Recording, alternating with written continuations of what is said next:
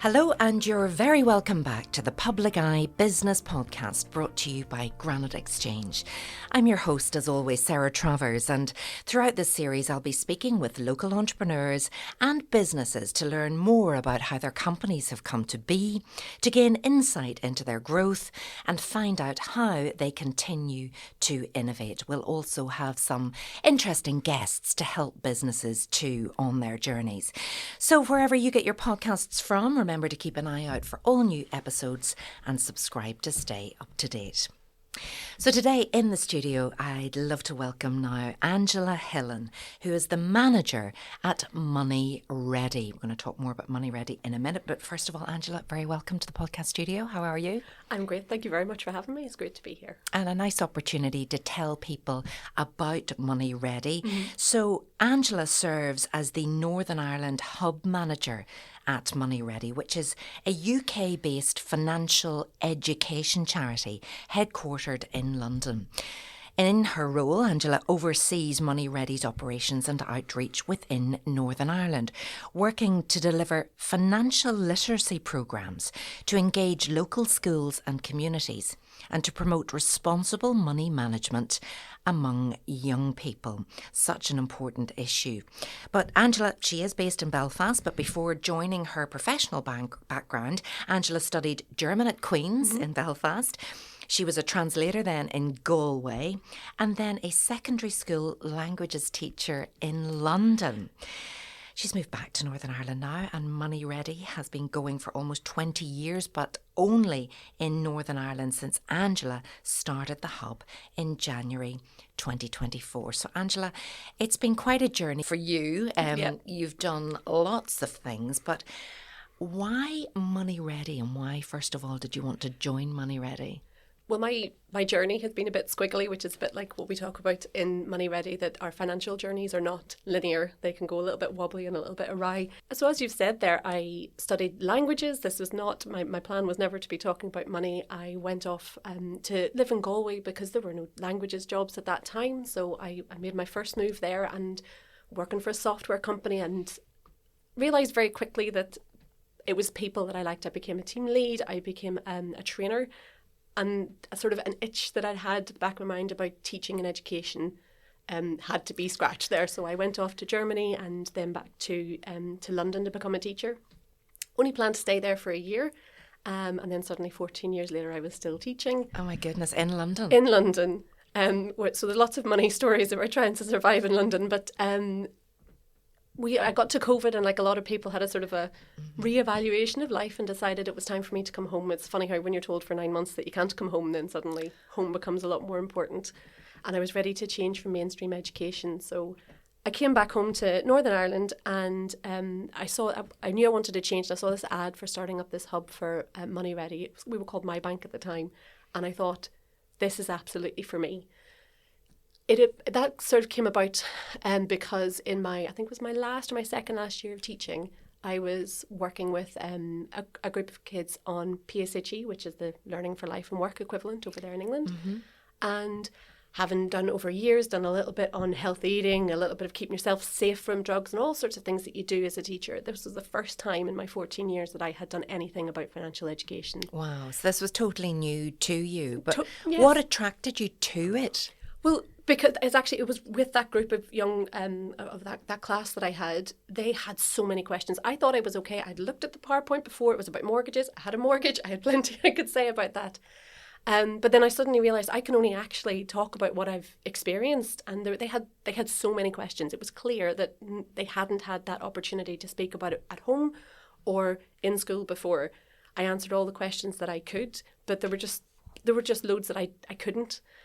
So when I saw that there was opportunity, there was an organisation out there that did this for young people, I thought I just jumped at the chance. Thought this is now what I want to do. Well, I met you a couple of weeks ago and the Money Ready group, and I thought, my goodness, this is a super opportunity to bring you into the podcast studio and hear a little more about Money Ready, because financial education and indeed the empowerment that knowing about your finances brings, I just think they are skills for life. But tell us about Money Ready then. How does it operate? Okay, well, we are a financial education charity, and our Our belief is that money is the language of money is a language for life, and we have this vision of a financially fluent population. So we go in mostly to the places that need us most. So that would be schools, youth groups, community groups, young people working on employability or personal development skills. And we go in and we teach them we start where they are, and it can be the basics of prioritising your needs versus your wants, dealing with instant gratification, and then working all the way up to banking, borrowing, saving, investing. We work with people from 7 to 37 and all ages in between. Right, 7 to 37, that's quite an age range, really. Well, it is, but research has shown that some of our money habits are set from we are 7 years old. So the earlier we can get in to sort of get those good habits going, the better. We've picked 37. I know it sounds like a very random age, but it was the average age of a first-time house buyer now in the UK. And so the theory is we can talk about mortgages whenever you're 18, but if you're not getting to that mortgage stage when you're 37, it's more about stages and transition stages than ages. So if you need that education again when you're 37, we are there to provide it. Isn't it crazy that financial education isn't a core part of a school curriculum? I know it is on the curriculum in many schools, but I don't remember, apart from a little bit, maybe just before I went to university, about budgeting. Well, but honestly, those skills would have just made such a difference. Well, that's more than I remember getting. I remember one maths lesson where the teacher was trying to explain compound interest, and it blew all of our minds. And then she said, and that's why you don't get a credit card. She was an amazing maths teacher, but that was not the message actually to help to send us out. That's why you don't get credit card debt. That's a different thing to not getting a credit card. And yes, it is. It's on the curriculum. It's been on the curriculum for a long time here in Northern Ireland, and it's in various different places. But we know that there's a disconnect between what's happening and then what young people are saying they remember. So it's I think it's about 43% of young people say they remember getting meaningful financial education in schools. And there are lots of people that are working very hard to try to fix that. I'm part of the Northern Ireland Financial Wellbeing Forum, and we're working with people on the curriculum about how to fix this problem. And yes, it would be great if it was in schools. Now, as a former secondary school teacher, I can say that you cannot just shoehorn it into the curriculum because the teachers didn't get it. We have a financial literacy rate, an adult financial literacy rate in Northern Ireland of 53%, a study from 2 years showed. What does that actually mean? Well, that means that if you're being asked basic questions about the day-to-day finances, common finances, we're getting almost half of those questions wrong. Wow. So the teachers aren't really going to be much use unless you've been trained. Unless you've been trained properly. And there are organisations that are doing that, but then you have to get the time out of it has to be done properly. It cannot be squished in. And in the meantime, we are here to bridge the gap until everybody is upskilled and can do that properly in schools. So how has it been going? Because obviously you said you're money ready, you were formerly My Bank. It's been going in parts of the UK for ages. Why so late to Northern Ireland? Well, that's been part of a new strategy I actually started. And it's always good to be told you're starting at a very interesting time in an organisation, but it was a very interesting time where there was a new strategy coming out, and one of the focuses was on reach and making sure that we were an all four nation organisation. So it started in London about 18 years ago, then moved into other parts of England. I think it was in Scotland about 5 or 6 years ago. But then in 2024, Northern Ireland and Wales were brought on board. So now we're a fully all four nations organisation. But it's really important. One thing that I found when I was starting up the hub, going into the different organisations I wanted to work with, making it very clear this is not a situation of this works in London, so this is going to work in all places in Northern Ireland. Every single hub has got its own areas of focus, its own areas of need, and the organisation, we're all very passionate about making sure that it works, that is not just a one-size-fits-all. So that was a message I was working very hard to get across when I came in. And were there any big challenges in setting up operations here?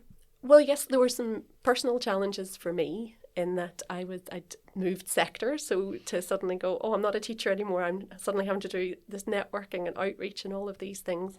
And working hard on the knowledge. There's a huge amount of work goes in for our trainers to do what we call our core subject knowledge so that we are ready to go out and be the experts. So that was a lot of focus for me at the start. This idea of coming in and trying to convince people, yes, we are an organisation from across the water, but I want to do this right. I want to know what is right for here. So coming at that, and also I suppose as a returner to Northern Ireland, somebody who, this is my first time being an adult here.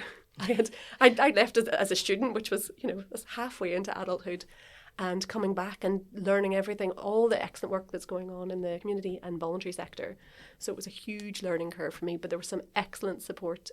As I say, the organisation is very committed to getting it right, and I was introduced very quickly to people like the Money Guiders Network, MAPS, the Money and Pension Service, the Financial Wellbeing Forum, NICFA these networks have been really important to getting it right. Your network is your net worth. That's what they say, especially when you're starting out, a bit like a startup business as well. But you're actually going in there and you're giving advice. So you've got a captive audience today, right?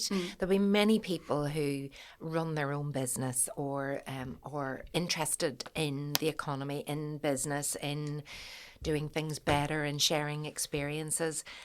What would you like to say to people who are listening to this? I'm wondering, are they all money savvy themselves? Well, I don't want to make any assumptions about anybody who's listening, but I can only say from the people that I know, when I've said to people about my career change and what I'm doing now, there's been nobody that said, I've had enough of that, thank you very much. There's nothing more I can learn, between people going, would you go and teach your cousin this? Will you speak to your sister? Will you speak to my friend? Will you speak to my daughter or my son? Everybody wants a little bit of it, and everybody has said they wish that they had had that in school. As we've been moving away from a model of focusing on ages, we're thinking about stages and transition stages. And one thing that we're going to be focusing on this year is our offering to businesses. That change from when you get your first payslip, whether that is somebody who, or if you're bringing in groups of apprentices or you're bringing in a group of young graduates and new starts of any sort of description, we think it's very important to sort of instill those good habits from that first payslip. Now, whether that's first of all morning when you get your payslip, it might be a wee bit less than you expected because, there are taxes that maybe people didn't tell you about. But also talking about so that idea of tracking your cash as soon as it starts to come in, getting into healthy savings habits as quick as possible, thinking about your future, whether that is saving or investing or paying into your pension. I have so much pension chat. And so we offer a programme that businesses can bring us in, and we can talk to the staff about that. And it's a really good part of sort of well-being of staff, because if you've got staff who are worried about their money, then they're not going to be able to give as much as they want to, Absolutely. To their organisation. And, a good employer needs to recognise financial well-being hugely important. A massive stressor for people. Money causes such problems. Yes. Personally, and then maybe how they're showing up at work. So that's really useful. How does it work? How does the organisation get you? How do they pay for it? How does that work? Well, we would organise a meeting to discover or to discuss what it is that the people that you have coming in, how many you have, what sort of information they need, and we would come up with a bespoke package for businesses. And then from another point of view, if businesses want to support us, the work that we do in schools is funded by our corporate sponsors, and we are very grateful for all of that work, because the work that we do there is for the people who need it most, the people who can't afford to make mistakes. We all learn by making mistakes, but some of those have more serious consequences for some people than others. So you're going into organisations, to companies, but yes, you're also going into schools. How do schools access this? They just can go onto our website, which is moneyready.org, and find there's just a little book a session, and they put in the information, and then I will come into my inbox and I'll get back in touch. We'll figure out what's right in terms of dates, sizes of classes, and we just go from there. So when you do go into the organisations, or you do go into the schools, talk me through a typical session, and then talk to me about what the audience is like, and are they receptive, and are there any eureka moments? Oh, there's so many eureka moments. If I focus, most of our work at the minute is in the young adult space, so normally between 16 and 24, 25 years old. And we go in and we start with those basics, looking at where our money comes from, understanding taxes. Some of my best conversations have been about taxes. When you're starting with somebody who says at the start of the session, we don't get enough benefits and the taxes are too high, and you actually go, right, these things are connected. Has anybody ever talked to you about this? So that's there's the one eureka moment there. We look at spending. We look at what influences our spending, because it's not just maths. It's not just money in and money out. It's why we spend what we do, and in investigating the different things that will make us, buying a bit extra when we're happy, buying a bit to cheer us up, buying a bit because we've seen the ad on social media. Really understanding the different how advertising can affect us. I had a great moment where there's a young person. We do a little activity called the Demotivator, where you work out exactly how much you're spending on a little small thing. It's often cans of Monster or Red Bull, things like this. Others are available. Yes, others are available. But they'll see how much they spend in a year, and sometimes it is so shocking. I had one person who was trying to save up for something big, and he screenshotted that result, and he had that on his screensaver on his phone. So every time he was going to go and buy something, he was like, oh, no, that's too much. He can see the maths of how much he is spending on those little things. Across that year. That's across a huge year. amount. And the killer then is where it says it works out for you how many weeks you have to work for that. So I have to work 1.5 weeks for that particular soft drink that I like to buy, just for that. That's before you think that about daily soft drink. That daily little, I only get that. It's only small. So that's another little eureka moment. I definitely need that with my coffee every day, the daily coffee, and then what holiday you could maybe have if you didn't have the daily coffee. Exactly. But now we are not going in here. I am not going in here and saying that I've got all of this right. I share many of my mistakes, and actually I show this is a particular soft drink that I like to get, and the changes that I've made just to reduce my spending. I haven't stopped drinking it, and we're not going in there to tell people to stop living and to stop enjoying life. We are just trying to give people the tools to make decisions that work better for them. And what have you done then? Have you just bought in bulk from the cash and carry? There's a bit of buying in bulk. Yes, there's, and sometimes and where you're buying it, and where you're buying it, and it could be. Does it need to be? Do you need that 5 days a week? Could it be 3 days a week? Could it be from the slightly cheaper coffee shop around the corner? And could it? So just little things like that, just to help you make slightly better decisions. And it is just those tiny tweaks that make the big changes, as in all aspects of life. But it's the awareness piece, isn't it? You've got to actually look at it and look at the figures, and then you can't argue with the data. Yes, we can't argue with that. And we're sometimes scared of checking some of these things, and it's just really tracking the cash. I actually was with an organisation recently where we were looking at payments and the different sort of electronic payments we have. And then a young fellow in the session said, oh yeah, I have a payment on mine every month and I don't know what it is. And so I actually sat down with them to realise, okay, right, that's a CPA, a continuous payment authority for the geeks in the listening. And we figured out where it was coming from. It was coming out through his Apple Pay. And then he realised it was for an app that he no longer uses. And he cancelled it there and then. Now, that was, whatever, it worked out about £35 a year. So not a huge amount of money. But to somebody who's in school and in a part-time job, that makes a difference. And just to go, just that awareness. Just the awareness. But the subscriptions issue, like, you really do have to be aware, and then tech savvy as well, to see, how do I unsubscribe? How do I cancel that? Yeah. I know I've tried and thought I was successful, only to realise next month that the same thing had come out and continues to come out. I know. And cancelling is so difficult. Have you advice on that? Well, it's partly being aware and taking that little bit of time to actually do, because if you look at the websites, it's always easier to sign up for the more expensive versions than it is to cancel. If you look at the little boxes, they are the bright ones, and the little one, no thank you, is really small. So we live in a very busy world, and it's very easy to just click, but just taking that time, go, actually, right, no, they are pushing you towards this. And if you can be aware of that and seeing that in all the different places. For example, I signed up just to get a bit of information about some hair care products that I was interested in recently, and I get emails from them every single day saying flash sale, summer sale, and it's the same amount of money off every time, but it's adding that pressure, that feeling of this has to be right now. So the algorithm is targeting you, and I'm guilty of that as well. Eventually I will crack. I mean, I see it again and again and again, and should it be allowed? Oh well, no, that's I suppose that's a beyond my daily. But I'm just thinking, should it? Is it fair? Will we eventually get to a time where we have been manipulated. So, we're seeing things around mis-selling or commissions being added to this thing with car finance, all sorts of, Yes, every day there's something new like something. I'm just wondering, are we ever going to protect the consumer more, or is it just like, don't press add to basket?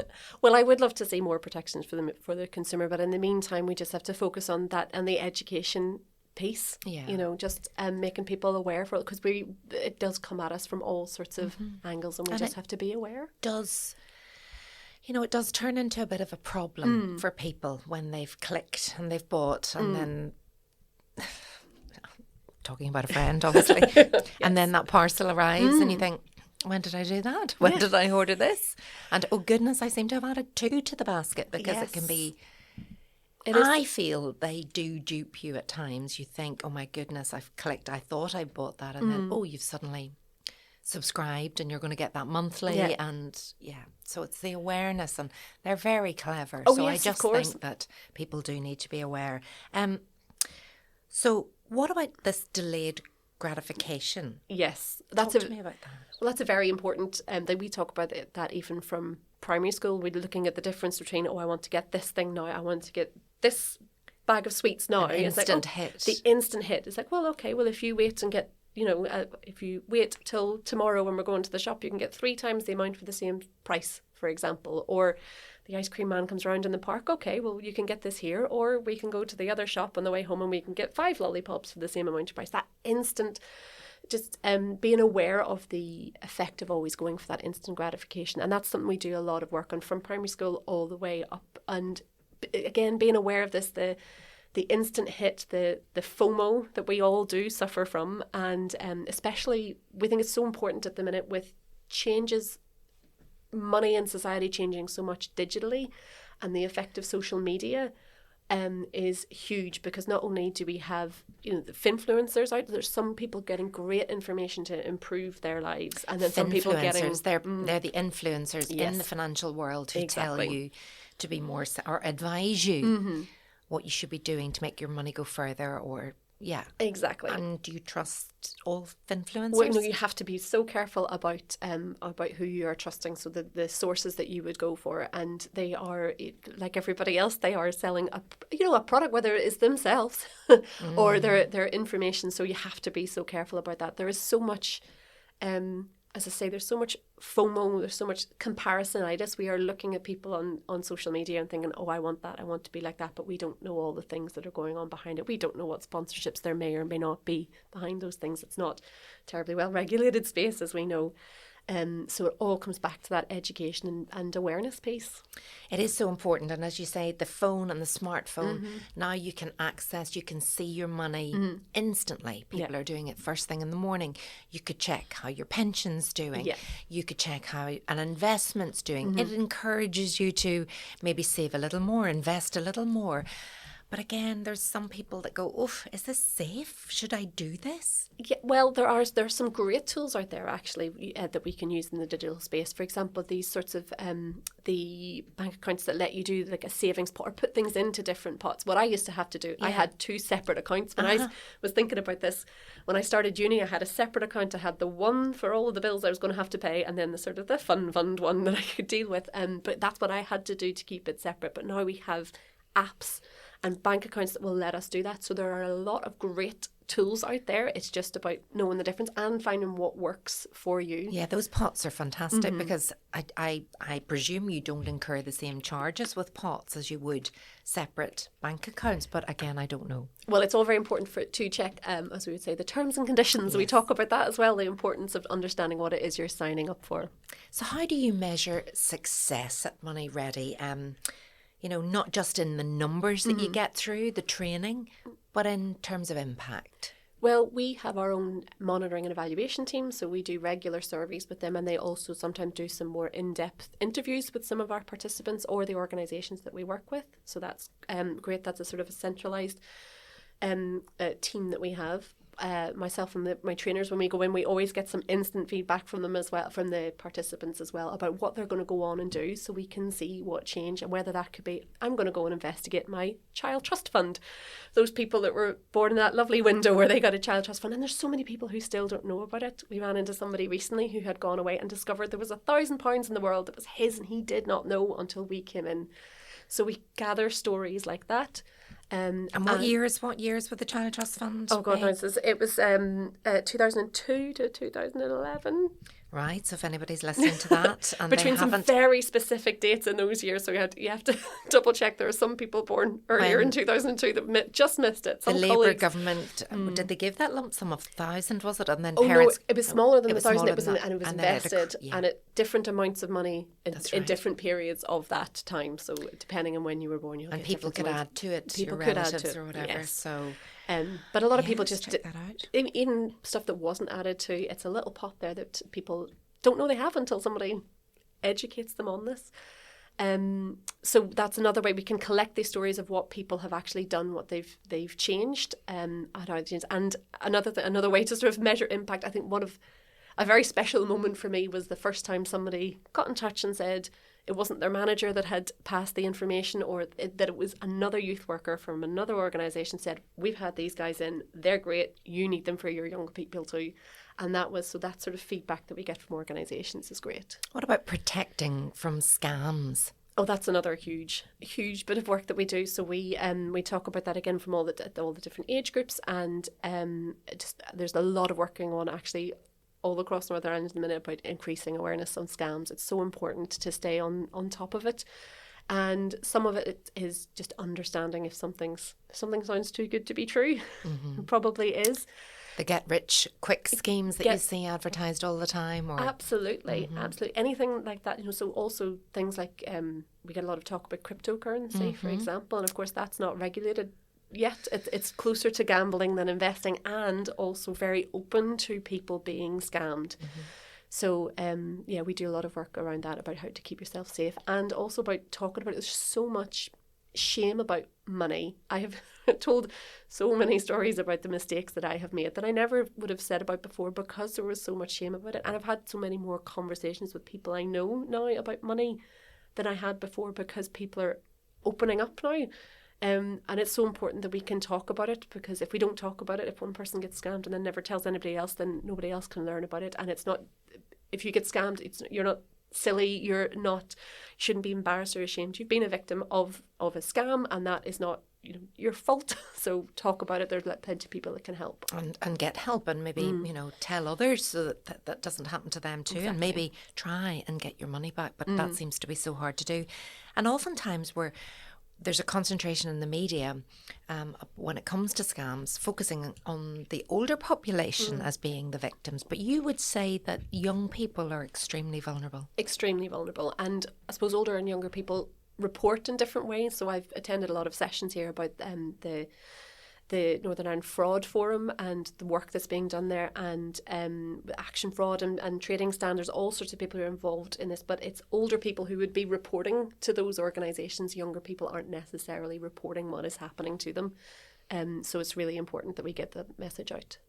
Angela, you mentioned there that you'd made some mistakes yourself with money. I mean, who hasn't? Can I ask you to go into some of them? Well, yes, I can. I mean, I make some quite long-winded stories out of them in my sessions, some entertaining stories to get that message across. It could be, there's lots of mistakes, like going on holiday with my first credit card, but not actually checking what the limit was, and just assuming there was endless money, and then running out of the credit card in a couple of days and having to borrow off friends. That was pretty embarrassing. Two more serious mistakes, like a mistake I made with my first pension, because I spoke about being in Galway, and I ended up getting a pension there for the first couple of years. And then when I left Galway and came back to the UK, suddenly thinking I had to take that with me, and I did. I now know that I didn't, and I took it out, and I now know how important it is to start doing that early. So I explain and I show not only the maths but the impact of that, and all of our Money Ready trainers will share some different level of mistakes, some mistakes they made in university, or more serious mistakes with bigger debts and issues like that. So that is a huge part of the work that we do. I can totally relate to the pension. When I was kind of starting out at the BBC, I, again, like maybe many young people, thought, oh, sure, I'll not bother doing that yet. I've loads of time. Yeah. But really, the earlier the better. And then understanding, does the employer match? And, you know, there's a lot of concerns around pensions, and we're all living much longer now. And then the cost of care, you sort of think, are people actually prepared for their future years? You could have 30 years where there's no income, and I know, and that worries me now at this age. That is a huge conversation. One of my first sessions, actually, there was a young man who's early 20s, and he just actually had a child, so the child was under a year old. And when I first started talking about pensions, he said, "Oh, sure, why would I do that? I'm not going to live that long." And that piece, there's so much in there. It's the understanding that we are, you know, we are living longer, so you probably will, but also that hope, the lack of hope there for somebody to think that they won't live that long, and somebody who had just had a child. So we did a lot of work on that, and that was all part of the wider conversation about taxes and understanding all of these things. And at the end, his feedback was that was a really good conversation. So also with pensions, I've talked to a couple of young people who say who didn't understand the difference between pension and inheritance. They thought, why would I pay to my pension for somebody else to get it? And it's like, no, this is future you. This is for future you. And if they don't understand that there's a difference in those two things, then of course, why are they going to invest in it? And what about, you know, when you do have a child, what difference does it make to save something for that child? Oh, it makes a huge difference. And the earlier that you can start, and the earlier you can start getting them involved in it as well, the better. Absolutely. It's just a huge difference. Let's go back to some of those success stories, because you have shared with me some lovely experiences. Yes, we've had some lovely moments. There was one, so I can think of two very specific things. There was in a primary school, I had gone in, it was the second week, I think, and I started off by asking them, oh, how was your last week, and what did you tell? What have you done? And I heard, oh, I took my calf to the Balmoral show and we won. I've done this. I painted my granny's fence. And then one young boy said, oh, I got 2 computer games. Great. Later on, we went to the rest of the session, and we were talking about the average UK income. We were talking about the average UK taxes and all of the payments that go out. So electricity, transport, rates, all of these things. And I showed the maths of how much an average person would have left after all those average costs. And that little boy who had got the game just kind of went quiet a wee bit, and he went, that means I spent most of my parents' money on those 2 games. And it was such a light bulb moment. Gosh. It was the first time that he'd realised that idea that money it comes from somewhere. You have to earn it, you have to get it from somewhere. And that it is finite, and that those other costs are in the way. So if we don't, we just kind of expect our kids to kind of pick this up. But this was the first time it had been explicit, and he realised the cost, the value of those games compared to all of the other things that had to be paid. And that's a conversation with a P6 child. You can have these conversations with them in a way that makes sense. And another lovely moment was I went back to I went to an organisation that were having a sort of a launch party for a new thing that they were starting.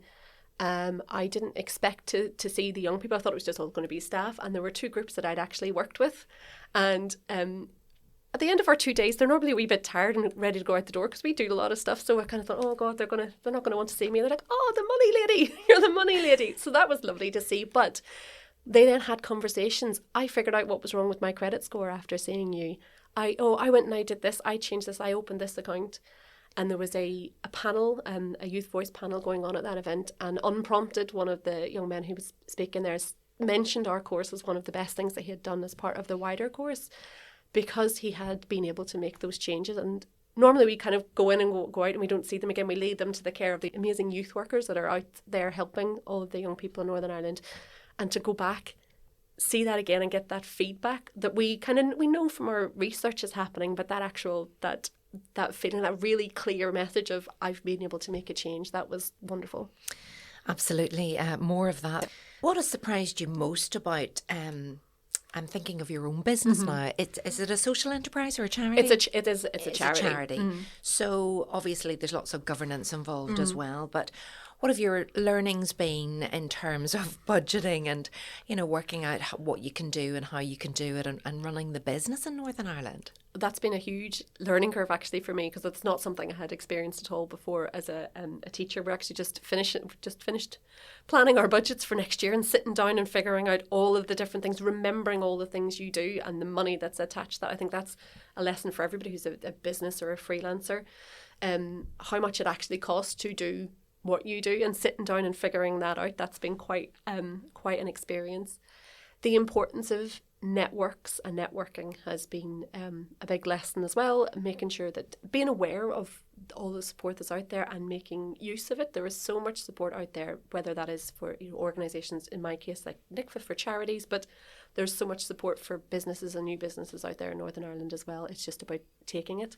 And if anybody is listening to this and they're interested either in bringing you in to talk to their staff, are you limited to numbers? Does it matter how many people you've got? All of that? Oh, well, we can if it's about talking to staff and organisations, it's just best to get in touch, and then we work from there, because each organisation will need something different. So they can just get in touch via the website, www.moneyready.org, and get in touch, just say it's from Northern Ireland, and we can work from there. That's the easiest. And you're also interested to talk to potential corporate sponsors? Oh, absolutely. We would never turn anybody away from that, because the work that we do, the people who need it most, it's great that we can offer that service with the support of our funders, so that they don't have to pay for it, because we do believe that it should be a right for everybody to have access to this education. It is a language for life.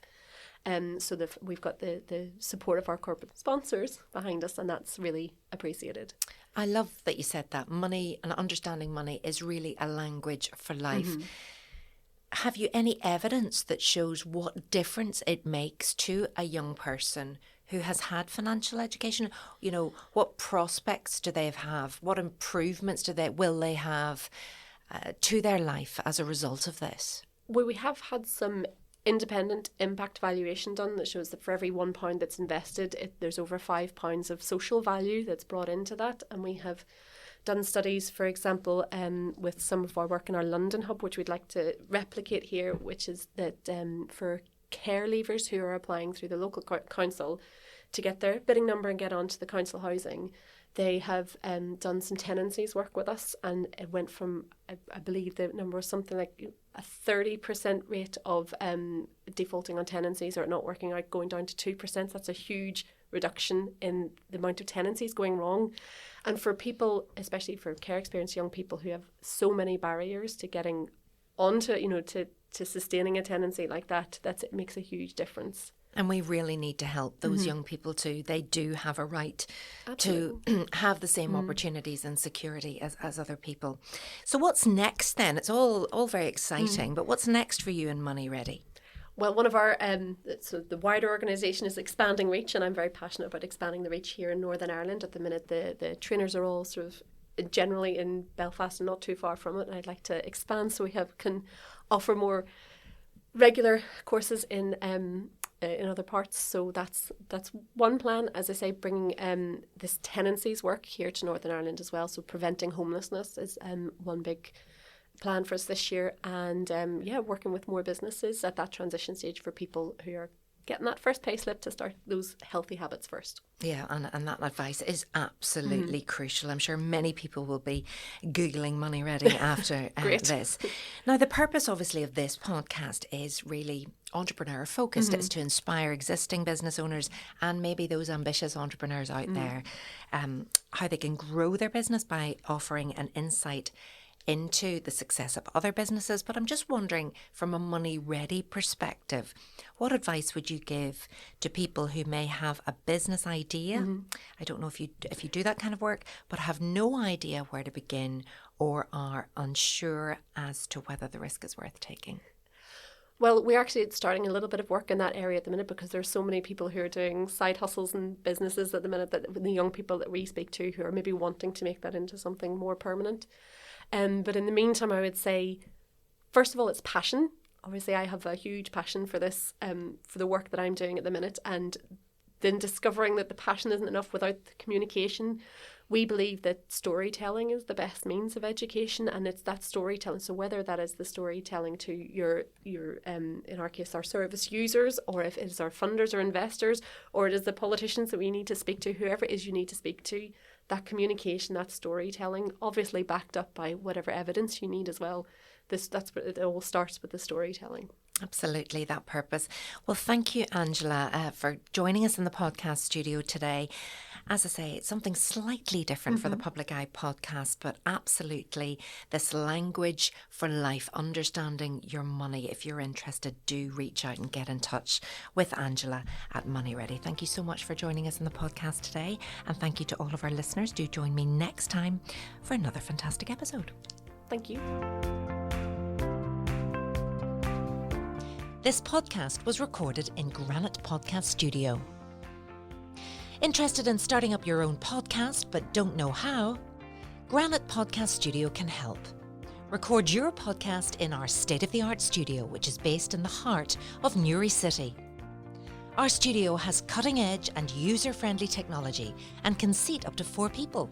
We also provide an editing service for our team, using your guidance and editing notes to provide you with a flawless finished product, leaving your listeners wanting more.